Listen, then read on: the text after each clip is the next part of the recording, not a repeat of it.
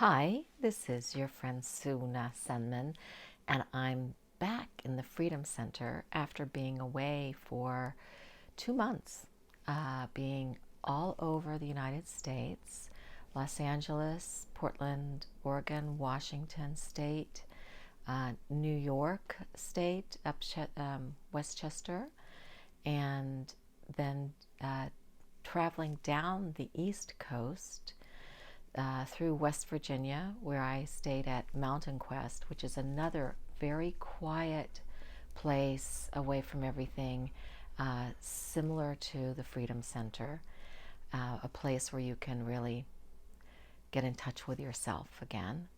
And then from West Virginia down the East Coast to Savannah, into Florida, East Coast Florida, West Coast Florida, and then to Santa Fe, New Mexico.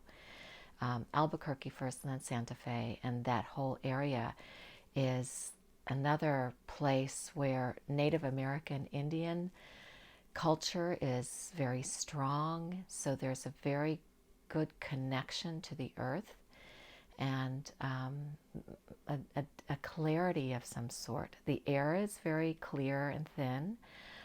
The landscape goes from desert to Swiss Alps.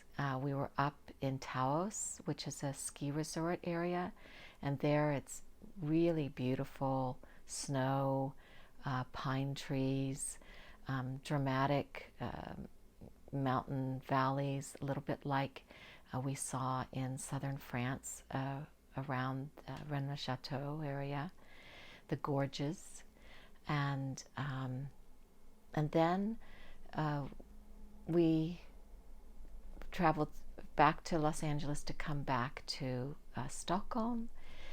And Stockholm is a very beautiful city. It's still a city. And I'm finally back here in the Freedom Center. And as I woke up this morning, I just arrived late last night, I just felt the remarkable difference of the clutter with clarity. There's so much clarity and light here that it's freeing. And that's why I call it the Freedom Center. And it is in the Valley of Light on the river called the Light. And it's a pilgrimage area that many pilgrims have walked, and for centuries, way back when they would take pilgrimages to the church in Norway, Trondheim, Norway. So there's a foundation of yearning and journeying in the light. And it continues here at the Freedom Center. I woke up with a clarity of history, and not just facts, but putting together the facts to look at the psychology and the development of humanity, psychology, sociology, laws. And it's clear that we have been in a dark age for several thousands of years. Looking specifically at how women have been seen and treated is one example of the dark age of separation and trying to have power over, trying to give meaninglessness, valuelessness to some group of divine beings, women in particular. The same thing has happened to the concept of slavery, to certain colors of skin. Anything that was brought out as a difference to separate us from them has been used to darken our lives. And the same thing goes for nationalities, different religions, anything that sets up us against them brings darkness. And this darkness is like hiding under the covers because you're afraid. And these fears are things you contrive. Monsters under the bed, monsters in the closets, evil demons around, terrorists around. All these imaginary concoctions that we create in our fantasy under the cover in the darkness are sometimes seen as entertainment, and they are only illusions in the darkness.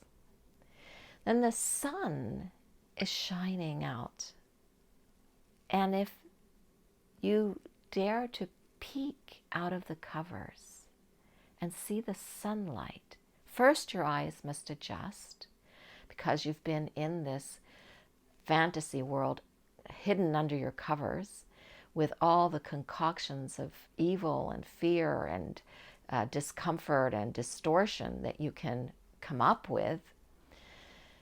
You first need to adjust your eyes to the light, and you see a clarity that is nothing to do with your fantasy world.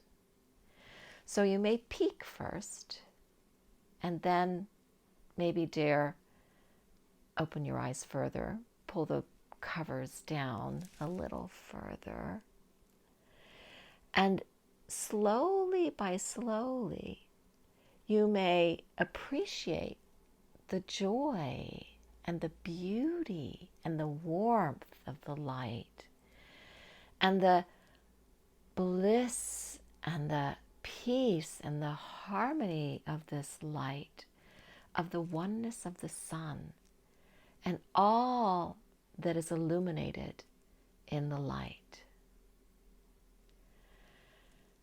And it is very different than your fantasy world under the covers.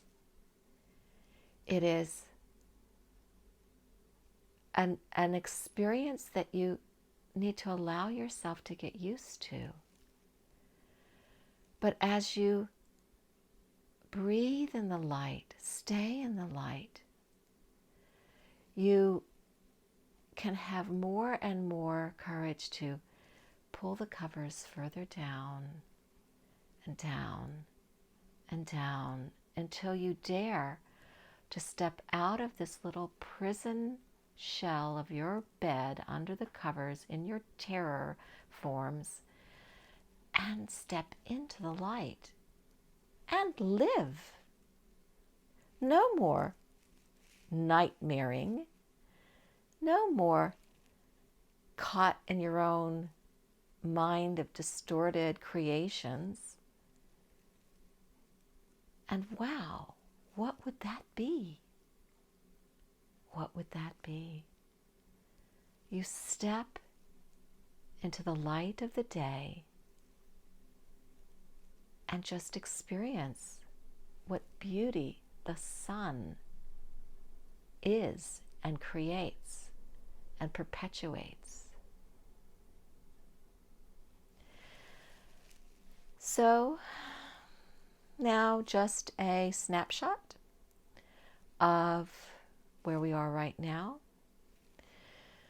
We have a fairly large number of people, a percentage of humanity, who have come out from under the covers and are seeing the light, exploring the light, having more and more courage to get out from under the covers and into the light.